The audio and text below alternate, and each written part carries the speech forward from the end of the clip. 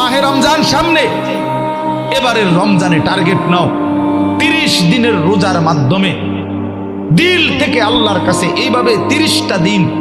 হাতে গুনে তুমি আল্লাহর সাথে ওয়াদাবদ্ধ হও যে আল্লাহ 30 দিন আমি রোজা রাখবো, এবং যৌন চাহিদা, লজ্জাস্থানের চাহিদা, অশ্লীলতা, বেহায়াপনা, নর্তকী, নাচ গান, উলঙ্গ ছবি দেখা, নারীকে নিয়ে চিন্তা ভাবনা, মেয়েকে নিয়ে অশ্লীল চিন্তা ভাবনা, অবৈধ কোনো প্রেম সম্পর্ক, হারাম কোনো রিলেশন, এই সব ত্যাগ করে বন্ধু 30টা দিন মনোযোগ দিয়া রোজা রাখো, তারাবি পড়ো, ইফতার করো, সাহারি করো,